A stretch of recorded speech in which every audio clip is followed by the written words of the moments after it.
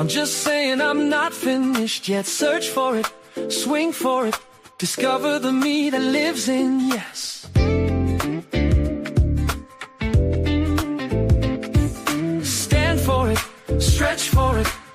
It's my time, imagine my best. Run for it, reach for it, uncover the me that lives in yes. I know, yes I know, there'll be miracles wherever I go. It's not work, it's play. I can make magic today.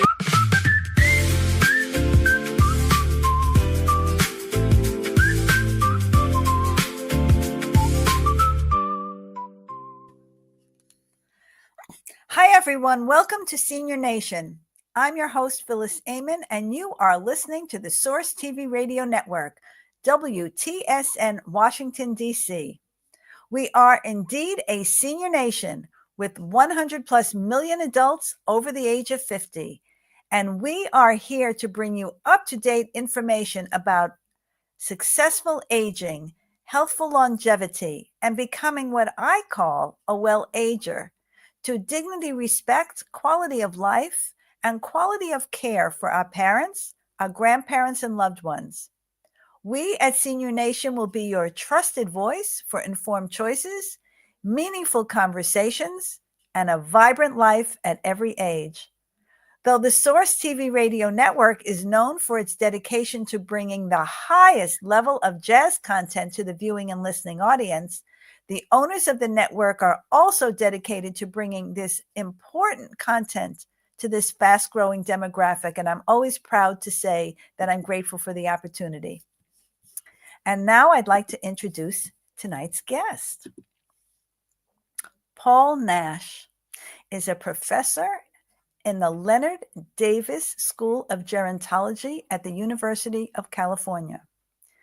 Dr. Nash focuses his research on the intersectional discrimination and stigma, as well as the health inequity predominantly for older minority and at-risk communities with HIV. Paul is commissioner and co-chair of the Aging Caucus for the Los Angeles County Commission on HIV, as well as being actively involved with many local advocacy and patient-centered organizations. And I'm thrilled to have him here with me this evening. Thank you very much for that amazing introduction. It's a pleasure, as always, to see you, Phyllis. Yeah, hi, Paul. It's really great to see you. I was really very thankful for the introduction from Leanne Shirley Clark, I believe it was, from the wasn't it she who introduced us from? It was, yeah. Leanne Clark Shirley. She's the CEO of the American Society on Aging. Right. It was a mouthful, and you thank you for stepping in. I appreciate it. So, I'm sure we just touched on this briefly before we started. People sure can tell that your speech is consistent with somebody from the UK. So, and I love listening to that personally. But do you want to just talk about, just briefly, your journey, how you got from the UK to California, to do what you do, and then we'll go on to talk more substantively about everything that you've been doing. Yeah, no problem. So I will keep it brief. It's a story of a couple of decades, but essentially I started working in the field of aging at the Center for Innovative Aging. That's the real CIA at Swansea University in Wales in the UK. I started as a researcher and worked my way up from a research assistant to essentially becoming the co-director of that research center and running several master's programs whilst we were there as well.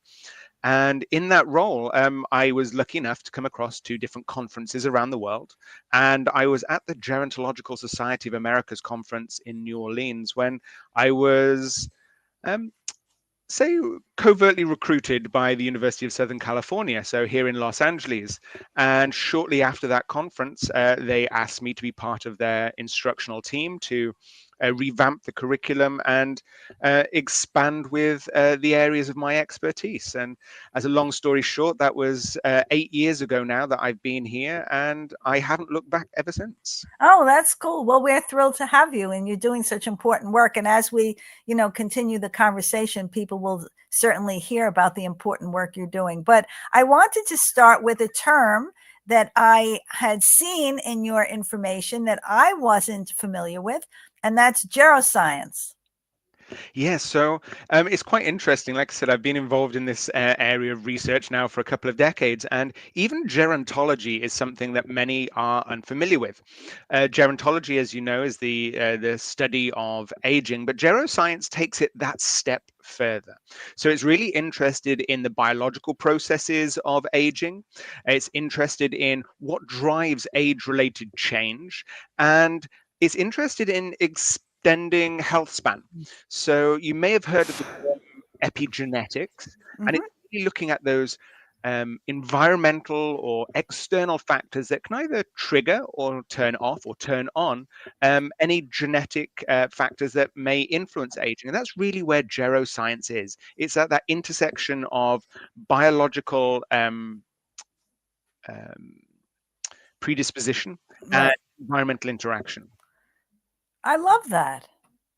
So in a way, so that kind of, I was going to ask you about your educational pursuits and how you're, how you're expanding this for, educational and gerontology programs, but also for research and education, educational initiatives. So even though I was going to ask you about that later, it seems like the right time to ask you about that now. And now how you're describing what geroscience is, I think that's kind of where I fit in most. And I had never even heard of the term. So this is really super for me to, I feel like I have a new identity. There you go, push it out there, make everyone aware of geroscience. Yeah.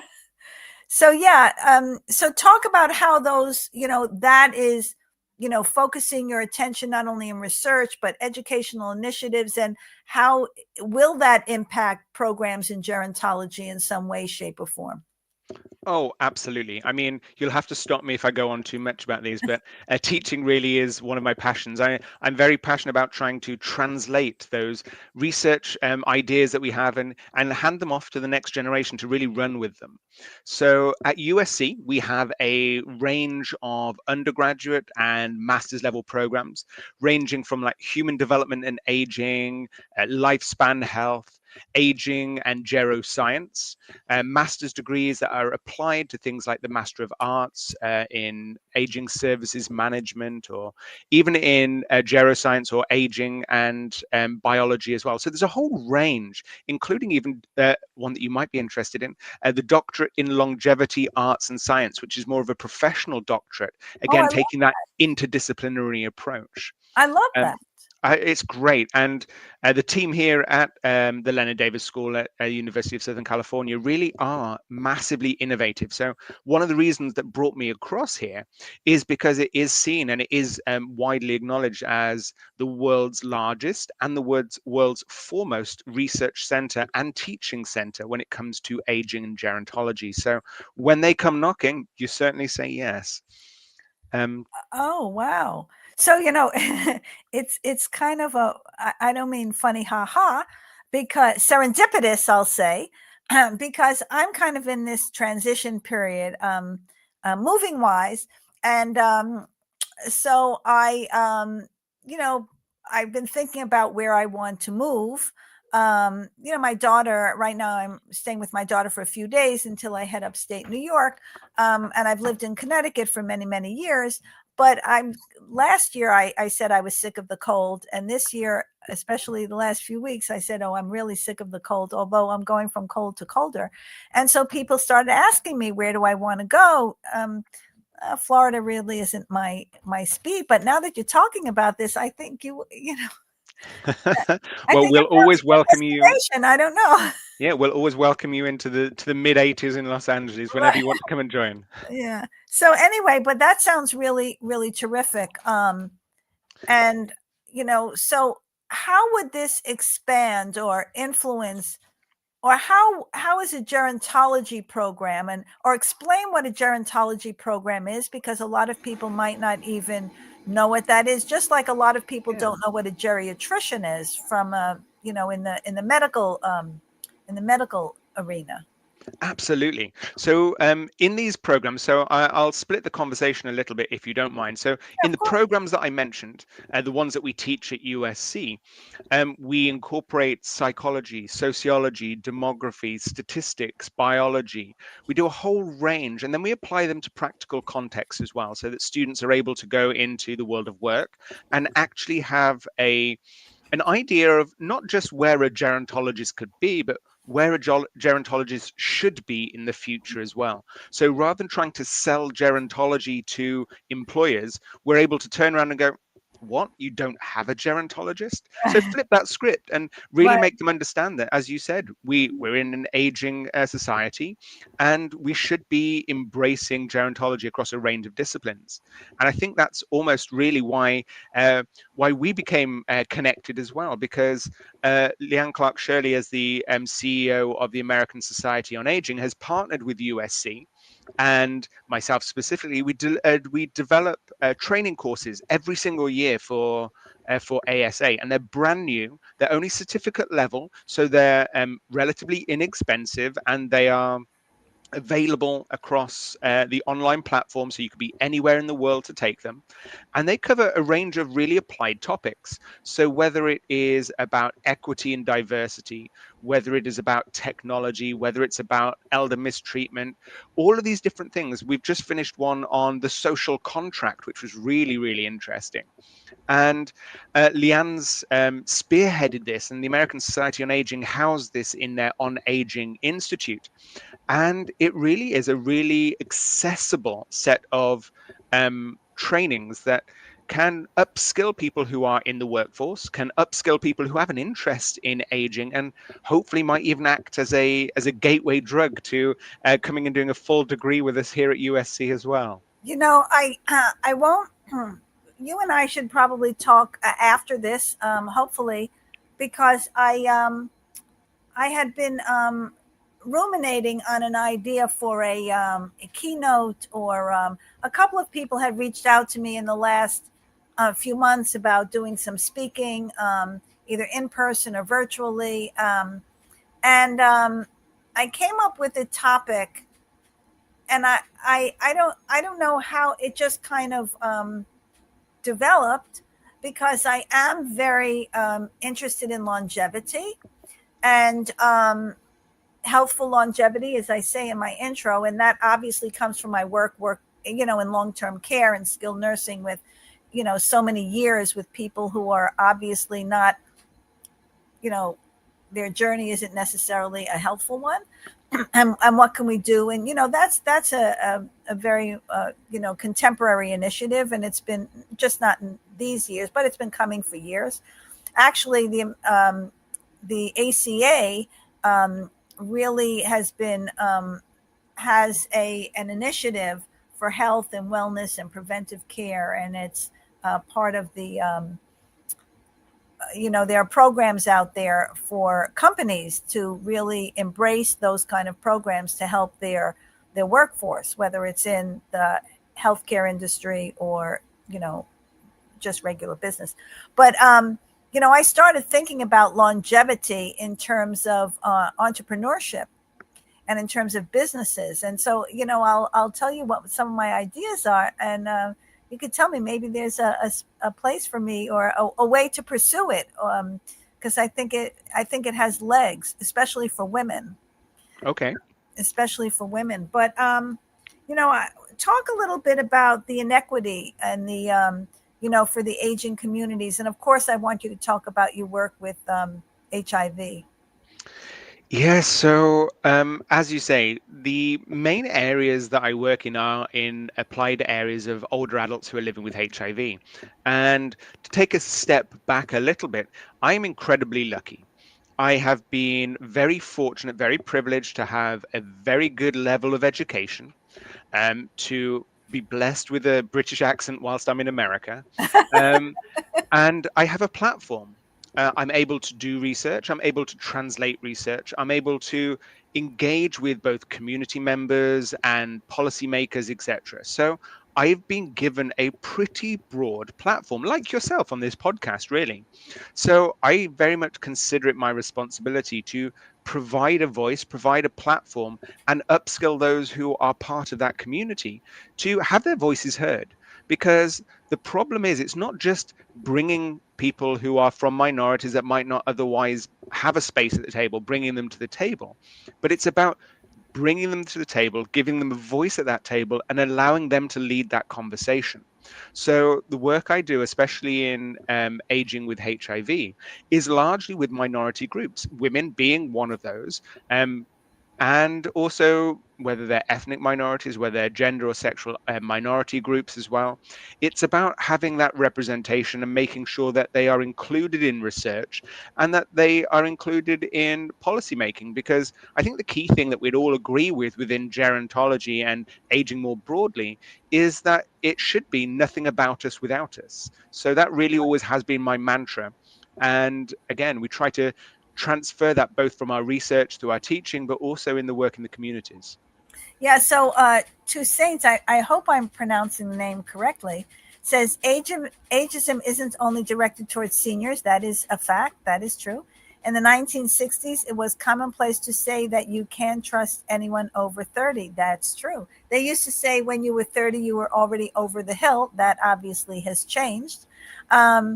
But that is a fact. But there is also, ageism against people that are younger. And just like people hear, statements like, oh, you're old, or you're over the hill, or, some of the other euphemisms, and some are, you look great for your age, whatever the heck that's supposed to mean. I get that all the time. But there's also, ageism directed at younger people. These kids today, they can't do this. They're not interested in that. The young people, that generation, it's a lot of finger pointing. Oh, Right. absolutely. I mean, when I first started in this field, bearing in mind I was working in the field of gerontology, I was in my early 20s and I was told, well, what do you know about aging? You're far too young. Right. And I was like, this is exactly the problem we're facing. As you said, ageism cuts both ways. It's simply, if you look definitionally, it's just about the discrimination about against somebody based on age. We're not talking about somebody that's older or somebody that's younger, but just based on age. Correct. So I have told this story before. It was a couple of years ago. I was at a conference and I met Mark Victor Hansen, co-author of Chicken Soup for the Soul books, and I had a picture with him. And he was doing a presentation on this book he wrote with his wife, Ask, and I actually had him on my previous podcast. Anyway, down the line, at least maybe even a year, I met someone that I'd been wanting to meet for a while, and she interviewed me on for her blog in Psychology Today, and I had her on my previous show, and she I told her I wanted to meet Mark Victor Hansen, and so I sent her this picture that I had of me with him. Now she's in her 80s. I think she was in her early 80s then. So this is just a couple of years ago, right? I'm 73. And she looked at her answer to me in the email when I talked about this podcast. It was called Senior Nation and talked about ageism. She said, well, what do you know about that? You're in your 40s. I was like, no, I'm actually not. But that doesn't disqualify me for understanding what that journey is about. So I did get to meet him, and it was really cool. But yeah, that's a perfect example, right? Oh, Yeah. absolutely. Absolutely. Yeah. So so now talk about I want to talk about your role as the commissioner on the LA County Commission on HIV, because that's a mouthful. And tell me what that role really involves. Yeah, so the commissions on HIV are They're a body that helps allocate resources, that highlights priorities for the communities who are living with HIV. We deal with both treatment and prevention services across the whole county of Los Angeles, making sure that there's accountability across service delivery, but also that there's engagement with the communities to make sure that there is representation both in decision making on those core priorities, but also that the community is aware of things like prevention strategies, that things like housing and dentistry are supported so that individuals are not just getting the medications that they need, but they're getting those wraparound services as well. So I found it's massively rewarding, but also I've learned so much from people who are both commissioners on there and also people that we've supported as well. Yeah, I can well imagine. And I would imagine that the diversity of the populations that you deal with are vast. Absolutely. And I think one of the key things and reason why I guess I was initially asked to apply to be part of that commission was when we start to look at the percentage of older adults who are living with HIV. So of those people living with HIV, we're up to about 60 to 70% now of those people who are living with HIV are older adults. Yet Really? most people assume that it's going to be really small numbers and it's mainly a challenge for younger people. But actually, because of medications enabling people to live longer and be long-term survivors, we're seeing not only are people aging into HIV, aging with HIV, so they're becoming older adults whilst living with HIV. But then when we think of ageism as well, we're also having more people being diagnosed with HIV in later life. So there's a double-edged sword. One is a negative and one's a positive, but we need to be able to support the range of older adults who are living with HIV. So it's not just your cisgendered white men, or Right. we're looking at that whole range of the population. Absolutely. So I don't know if this is you're the correct person to ask about this, but it's just because we're talking about HIV. Are you, where is the research now in terms of HIV, in terms of not just in terms of treatment, but not in terms of just medication, but in terms of any kind of inoculations or any kind of I know where you're going with this right, one. right. Um, I'm parsing my words very carefully. You notice that, right? So previously, under the previous government, so I don't know whether we're allowed to name drop, but Trump's first presidency, he actually enacted something called EHE, which was ending the HIV epidemic, where the idea was we were going to get new HIV transmissions down to zero. Wow. Under this government, all of that funding has gone, but that's another story altogether.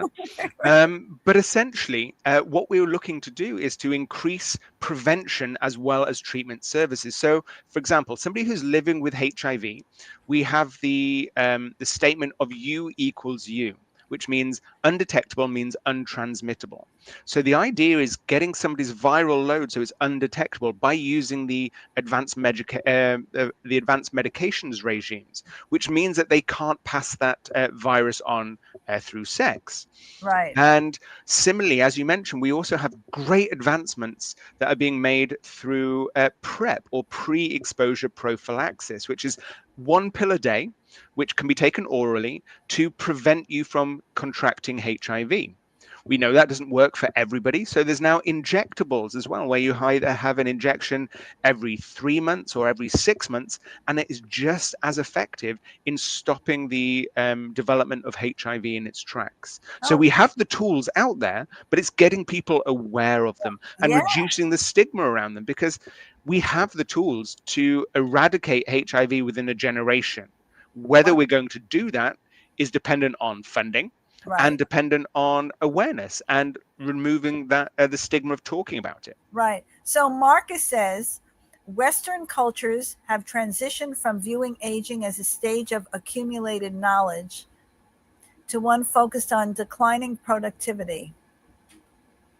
I get choked up when I read these things because this is my passion, right?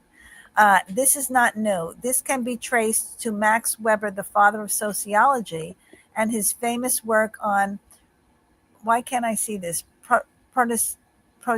Why I can't, I'm the speech person. This is terrible. Protestantism, right? And the spirit of capitalism, right? Is that right? Did I say that right? Anyway, that is, you want to comment on that? So, I mean, there's two sides to this coin, I guess. Is yes, we have moved towards seeing aging as a period of decline. But again, there's a shift away from that as well. So there's differences. Yes, as a society, ageism has risen, it's falling. We're seeing a lot more implicit ageism nowadays, unfortunately. So where spaces are implicitly designed not to be as supportive for older adults, for example. But yet, you're right. Around the world, there is that narrative that aging comes with a burden, and that's where the reframing of aging and reframing of ageism networks comes in, because it's about talking about the contributions that older people make. And it's not just about economic contributions in terms of work, but it's also about informal caregiving. It's about supporting the volunteer sector. It's about grandparenting, which allows their own grown children to actually go to work and be productive themselves. So there's lots of contributions that older people make. And we're kind of in that dichotomous stage where we want to acknowledge that and we understand that, but we also see aging as a decline because we live in a world of gerontophobia, the fear of our own aging and the fear of other people's aging. And that's partly because we can't stop aging. And I would argue that we don't want to stop aging, because the alternative to aging doesn't really bear thinking about. But yeah, we have that situation where, unfortunately, because of, I'll be honest with you, a bit of a lack of knowledge around what aging actually is. So where we have typical versus atypical aging, many people do still see aging as a period of not just decline, but a dependency. When we know, for example, most people are afraid of dementia, but we know that even past 80, the majority of older people will not develop dementia. Yes, there are some age-related declines that we experience in things like response speeds and in terms of tip of the tongue or memory retrieval issues. But dementia isn't something that is to be expected. It's definitely atypical aging. And we need to try and really untangle these myths about aging, dependency and fragility, all being those. And we need to move much more towards a realistic stage. And I'll be honest with you, we don't want to throw pictures out there of older people running marathons, because they're exceptions that prove the rule. What we need is realistic interpretations of aging. So, for example, my mother is in her 70s, and when she comes over to Los Angeles, she visits me from the UK, she'll go out hiking and she will outwalk most of my friends. That's a normal part of aging. She's able to do that. She's not a super ager or anything else. She would very much consider herself as a normal ager. But we've got to revise what we understand. I think you said it greatly at the start, when it used to be that people over the age of 30 were considered past it. We know that's not the case. And we now need to revise what we expect somebody in their 70s or 80s to be doing. I agree. Marcus says, my point is we have shifted to seeing usefulness as productivity within capitalist norms of valuable engagement. I agree. I just wanted to say, that people have also internalized this this concept, this idea of being old and what that means. So the other day I had to visit an urgent care to get some blood tests for a position. I had to determine my immunity, right? So the gal who I saw, she was vibrant and bubbly and whatever, and she says to me, "Oh, I'm so old," and I said, "I feel so old," and I said, "Really? What age are you?" Because I don't ask people how old they are. I have a thing about the word old. Oh, she said, I'm in my 50s. I'm in my early 50s. I said, old? What are you talking about? I mean, oh, I feel so old and this and that.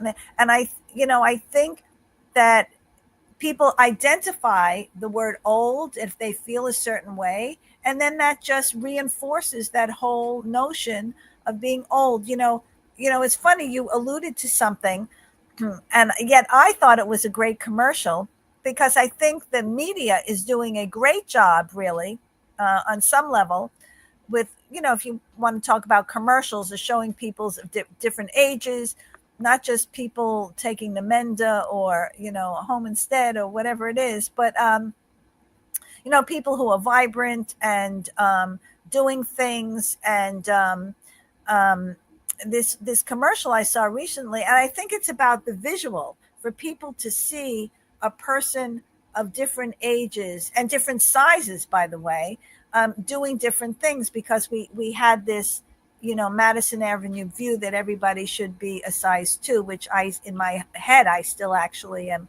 I'm a slave of that. But anyway, for my own person. But this was a commercial that showed, it was a firefighter, it was a bike racer, and it was a table tennis player, and it was about sports and activity. And each one of those people were certainly 60 and above.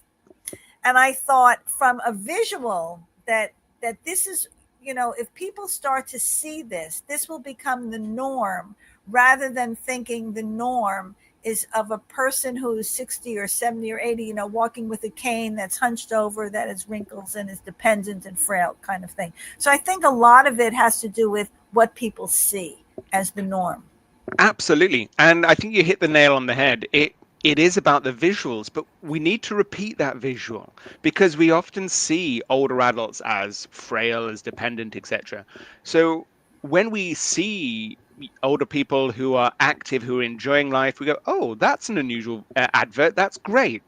But we need to see that again and again and again to Right. reinforce that opinion. Otherwise, it just becomes something we say, oh, that's unusual, that's great, and then forget about it. We Right. need to have that repeated. And to pick on one of the examples that you used there about somebody who was cycling, I combine a couple of my passions. And I've been part for a few years of the AIDS Life Cycle, which is a group of a couple of thousand people that cycled from San Francisco down to Los Angeles, over 545 miles. And a large proportion of those were over the age of 60 years of age. Some were over the age of 80, and they would still cycle every single mile, 545 miles. Cool. And okay, they're not going to be as quick as some of the other guys who are professional cyclists, but they make every mile, they raise every dollar, and they have a great time doing it.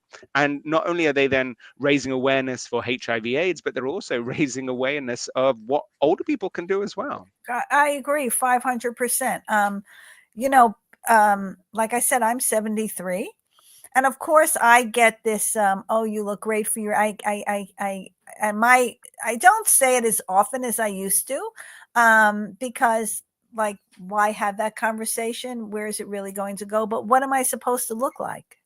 And I think that also has to do with the fact that, nowadays, maybe people in their 60s and 70s, 80s look different than when my mother, she had me later in life. She was 40. So by the time I was 20, she was 60, looked a little different than I looked when I was 60, So now we have a comment from Norman, who says, younger generations now find themselves in the role of teacher for new technologies, which can further erode the traditional wise elder dynamic.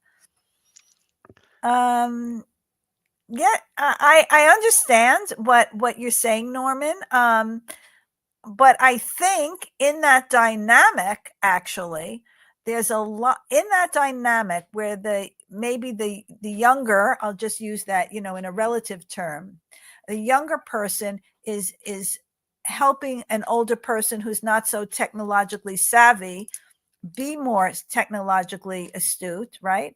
But in that dynamic, what is that younger person learning from that older person in terms of life experience and wisdom and what they can pass, that it becomes, I think, a very it's becomes a mutual dynamic of respect and a learning that I don't think people think about so much. What do you think? So I've got a couple of examples, if you will indulge me on this Oh, of one. course. So I remember we're going back in technology now a little bit. So some of your viewers and listeners will remember these, but VHS tapes. Oh, Um, yes. I remember I was helping my grandmother. I was showing her how to record. She loved wrestling. That's another story. But she wanted me to help her record this, and so she could watch it back in her own time. And we made a deal. I would help her do that, and she would teach me how to make her bread pudding. So we were both coming with different skill sets.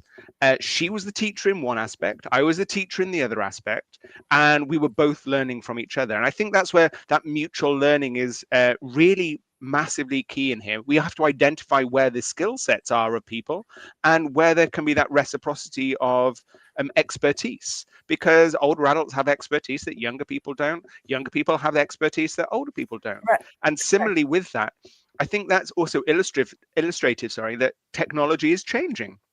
So I helped my grandmother when it came to VHS tapes. My nephew helps me now when it comes to social media.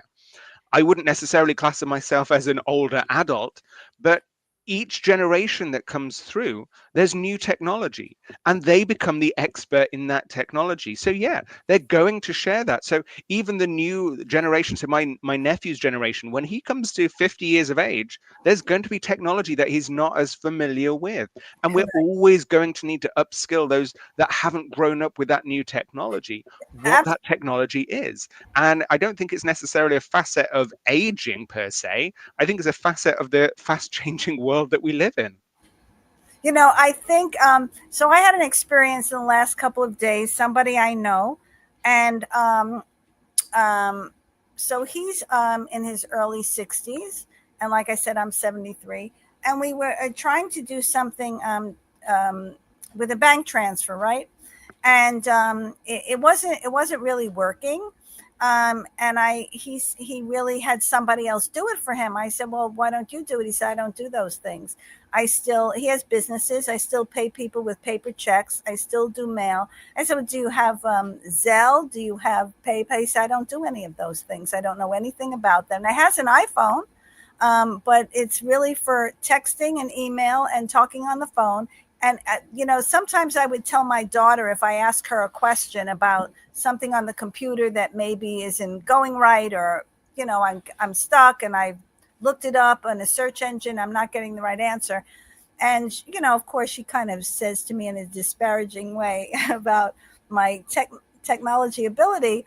And I say to her sometimes, listen, there are people much younger than I am. And they have said, listen, I don't know technology. I'm not good at it. I don't. And she kind of makes a disparaging comment about them, but she's 45. And some of those people I'm talking about are 45 and 50. So it's really, I think, a misconception that just because you're an older person doesn't mean that, technologically you just have no ability and it's difficult for you to learn it. Yeah, I mean, you can always learn new skills. We know that psychologically speaking, that we don't stop learning just because we become older. We stop learning because we stop trying or stop starting to learn new things. And yeah, like I said, if you're not a digital native, then it's going to take a little bit of education to do that. And oftentimes it's trying to find the right person to actually give you that education without the eye roll, without the touch, without the expectation that you're not going to be able to do it. It's about that supportive education, the same as when any of us learn something. So I've been trying to learn a language now for a long while, but I'm really nervous about even starting it because I don't want somebody to perceive me as being unable to do this. And I think that's often one of the barriers that many older people will face when it comes to technology. Oh, well, I've never done it before. I don't have to do it. Somebody else will do it. Or I don't want somebody to think of me as old or incapable, so I'll just leave it to somebody else. The only thing that is the real barrier there is our own fear. I agree 150%. I mean, there are many examples of, people at various ages who have done extraordinary things. So Leslie says, I disagree with Marcus about technology belongs to the younger generation. People over 60 are absolutely capable of playing sophisticated computer games that require instant hand eye coordination. And in many cases, gaming helps to improve, maintain, or regain those skills. That is a fact. While reaction times naturally decline with age, studies show that seniors who regularly play challenging, fast paced games can significantly improve their reflexes, cognitive processing speed, and motor skills. Absolutely, Leslie. Absolutely. And of course, there's, a lot of, there are articles, there are magazines, there's all kinds of information out there about what you can do to continue being sharp cognitively, what you can do to improve your brain health, to improve your thinking ability, whether it's actually learning a new language, learning an instrument, always challenging yourself, reading, taking classes. um, Dancing happens to be a great one because it involves the whole body, it involves movement, it involves rhythm, it involves timing, it involves memory. um, Dancing is actually terrific for cognition and physically as well. So I agree 100%. you know I actually have an objection to a lot of these Namenda commercials. The more have you seen them, Paul? No, I don't think so. I'll be honest with you, I'm not a huge TV watcher. Okay, so there are these commercials that, well, I wasn't feeling sharp enough. I felt like I was a little off. I felt like I was slowing down. I felt like I had to keep up. So I'm taking Namenda, and now I'm just as perky as you can be. And I just think it perpetuates this idea. I understand it's a commercial to sell Namenda. I get it. But to me, it perpetuates this idea that if you're older, you're slowing down and you have to take Namenda or And whatever. only drugs will help you. You're right. Only drugs will help you, right? Right. As Yeah, like opposed to even being physical, whether it's mm, dancing or riding, whatever it is. Physicality is an important plays an important absolutely. role in cognitive health and well-being, and physical health and well-being, Yeah. obviously. So we know that aerobic exercise, so things like cycling, walking, hiking, swimming, whatever you can do, they are great for your physical health. They're great for your mental health. But also, as you mentioned, things like we call would lump together as cognitive enrichment. Right. So, for example, brain training. If you just do reaction tests or reaction time things, you're going to get quicker at reaction times because it's practice effects more than Right. anything else. There's very little generalization across skills. But like you said, it's about trying something new. Something like dancing, as you said, activates so many different areas of your brain around listening to music, about interpreting music, about your body in time and space, about physicality, about engaging your core strength, all of these amazing things. But it really is about doing a range of activities. It's about creating that environment that enables you to build neural connections and build neural matter. It's really important to continue to do things, and that might be going out and walking, experiencing the outside world. It might be learning a new skill. It could be trying a new recipe. It could be making sure you read. So one of the things, it may be me just because I'm in education, but for me, to use to paraphrase, every day is a learning day, and it should be a learning day. The world is so amazing, and there are so many things for us to learn and explore and do. Even if we're living with a limited budget or limited mobility, there's still so much that we can get out and do, so many things we can explore, whether it's including technology or not. And yeah, we just need to get up and go, do it, try it. I would say, and tell me how, what you think about this, that really the important ingredient for all of that is really what your mindset is, what your mental attitude is towards life, not only just towards your age, but towards life, towards where you are. Are you excited? Do you have passion? Do you have things that you're interested in?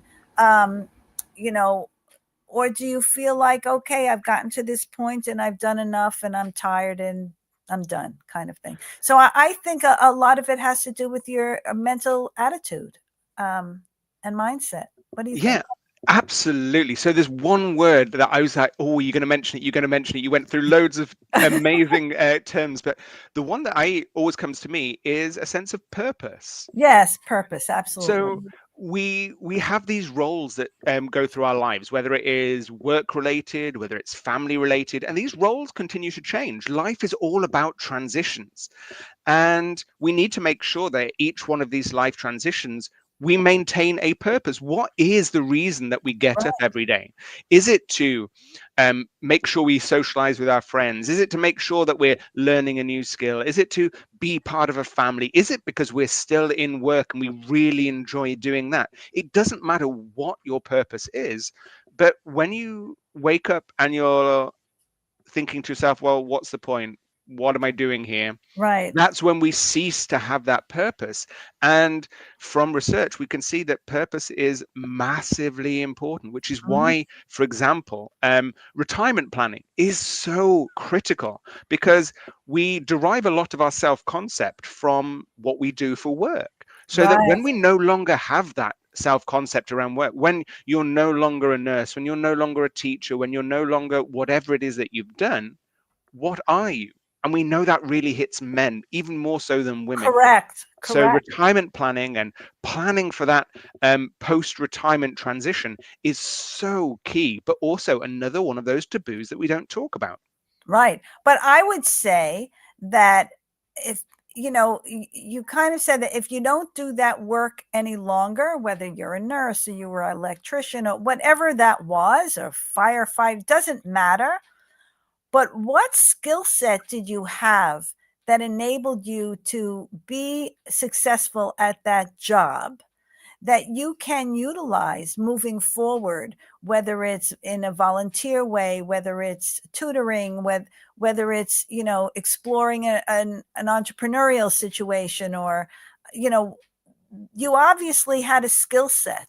So yes, that was your purpose, but ask yourself, that goes back to his book, ask yourself, what skill sets did I have that I could utilize moving forward in a purposeful way that makes a contribution, and really wanting to make that contribution. Yeah, and I think it goes even beyond those workplace skills and purposes that we have, but think one to what your transferable skills are. So whether that's listening, whether that's communication, whether that is engagement, but also think about what you're interested in, because I'm in an incredibly lucky position, as I believe that you have been as well, that I love the work that I do. There's a reason why I work so many hours, and it certainly isn't for the pay. Um, but if you haven't been in that lucky position, but then you're able to retire, do something that you want to do. At that point, the Right. time is yours. Do Right. what you want to do, not what an employer tells you you have to do. Right, exactly. So, we're coming to the end, and I did want to talk about, just for a few minutes, in terms of research and policy. What inroads? We're going back to your work in HIV and your community and person-centered work and Hmm. diversity and inclusion and all of that. What kind of policy initiatives do you see coming down the road from the research that you're doing? Oh, now that's a big question. Um, I mean, there's lots of things that I think are coming. So, for example, and this might shock you actually. So, I apologize about making it all about sex, but No, um, that's okay. in terms of CDC guidelines, there's nothing for testing for older adults. So there's no recommendations for older adults to be tested. There's only a recommendation that you get tested once in your lifetime for HIV.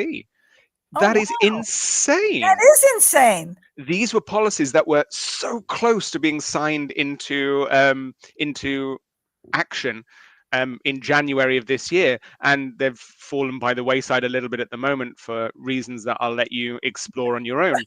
Right. Um, but I think those kind of things about trying to raise awareness of what we call a new aging population. So people who are aging with HIV, or new aging populations in terms of sexual encounters. Let's be honest.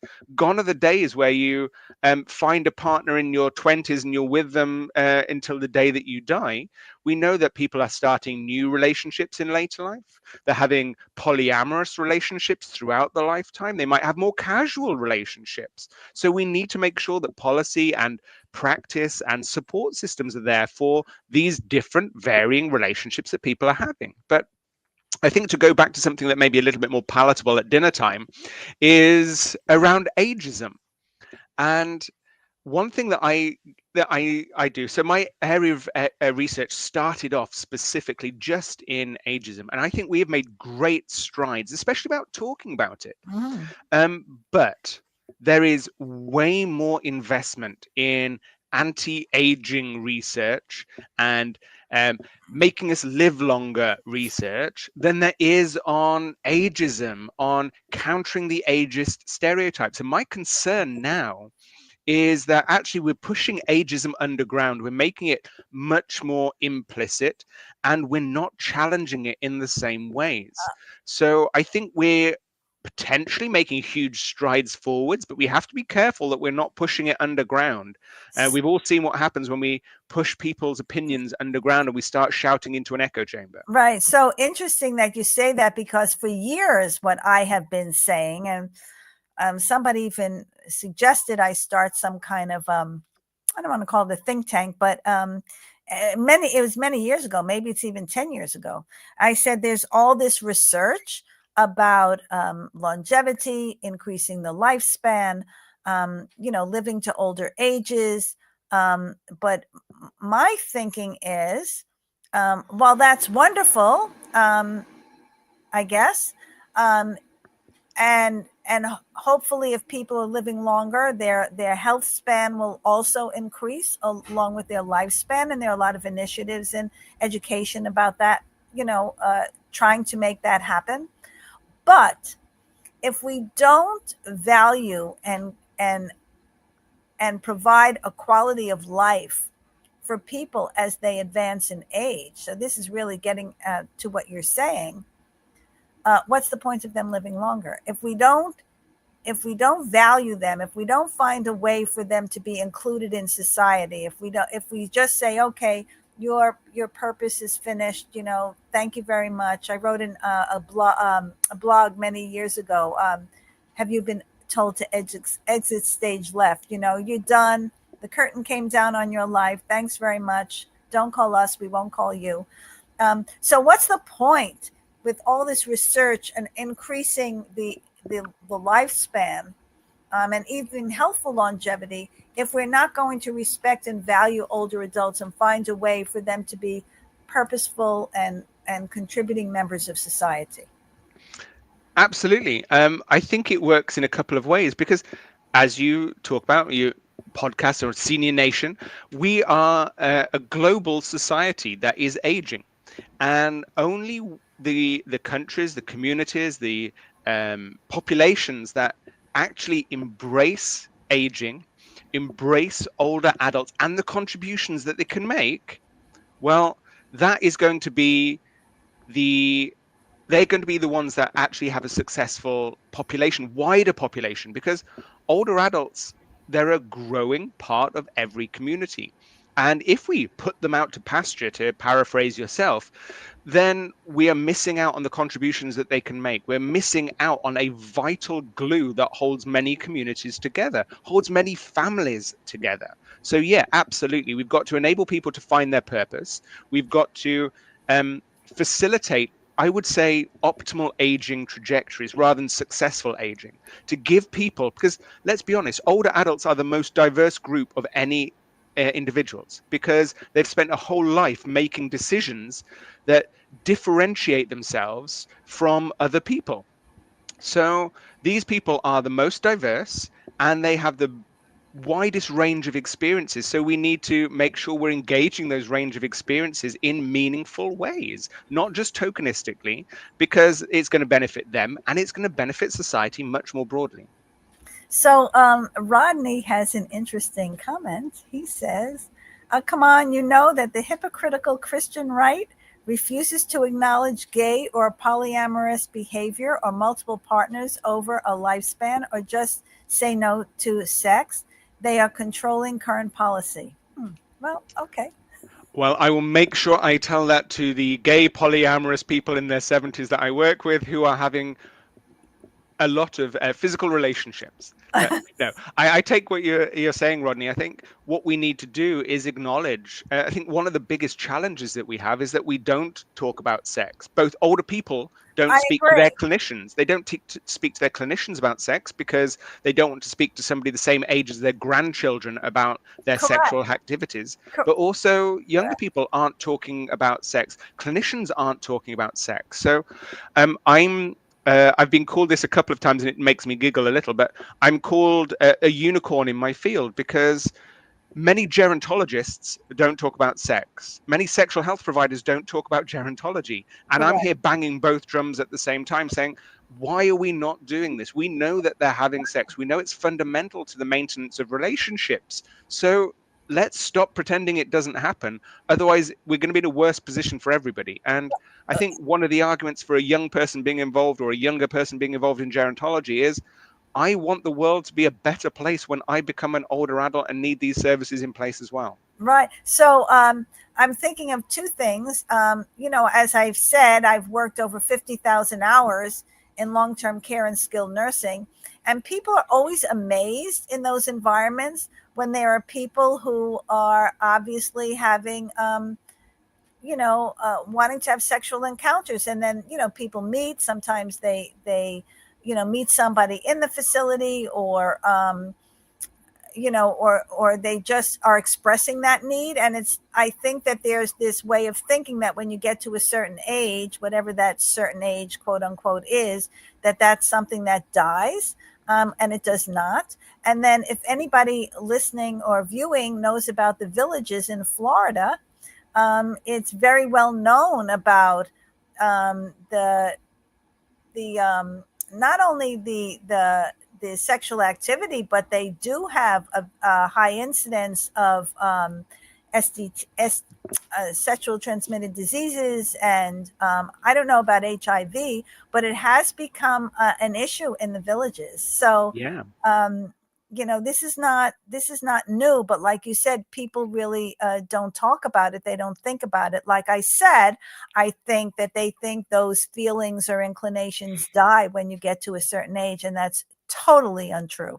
Yeah, I mean, there's a couple of points that I'll make on that one. So, as you said, in supported living accommodations like the villages, for example, we see that STIs are on the rise, that a lot of them have undiagnosed STIs. And we know, for example, that HIV gets diagnosed in older adults at much later stages because nobody screens older people for Right. sexually transmitted infections. And I think the other point is a series of questions I'm going to ask you. So, in the US, what age are you able to legally drive a car?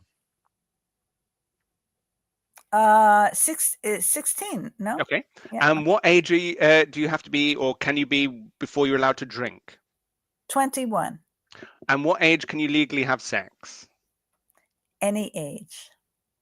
Well, obviously, legally, you've got to be over the age of Okay. Well, 17 or 18, well, maybe, or okay. maybe Well, that's 16. not no, because is that true? I mean, two people age 16 years of age can have sex, Yeah. and that's not considered. But my point being within this is that there are certain ages at which things become legal, but they don't stop becoming legal when you reach older age. Right. So we've got to stop thinking about certain things being inappropriate for older adults. If you Right. can do them in your 20s, you should be able to do them in your 70s or 80s or beyond. The only reason we stop is because of the social stigma around it, and we need to break that.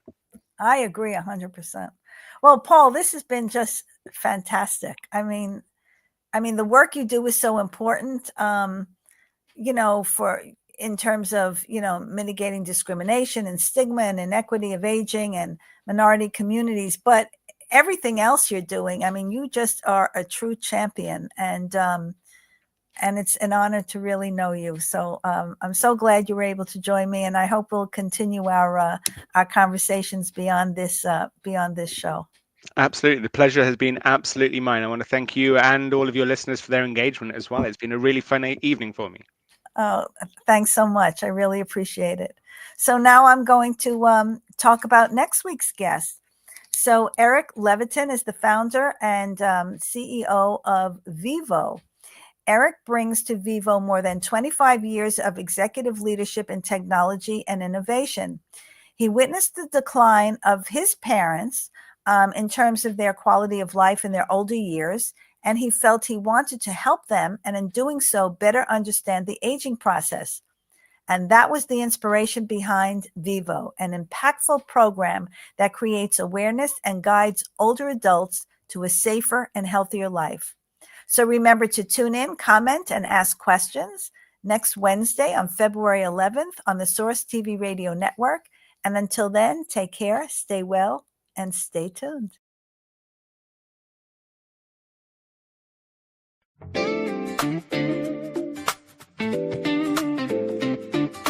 Go for it, go for it. I'm just saying I'm not finished yet. Search for it, swing for it. Discover the me that lives in yes. Stand for it, stretch for it. It's my time, imagine my best. Run for it, reach for it. Uncover the me that lives in yes. I know, yes I know. There'll be miracles wherever I go. It's not work, it's play. I can make magic today.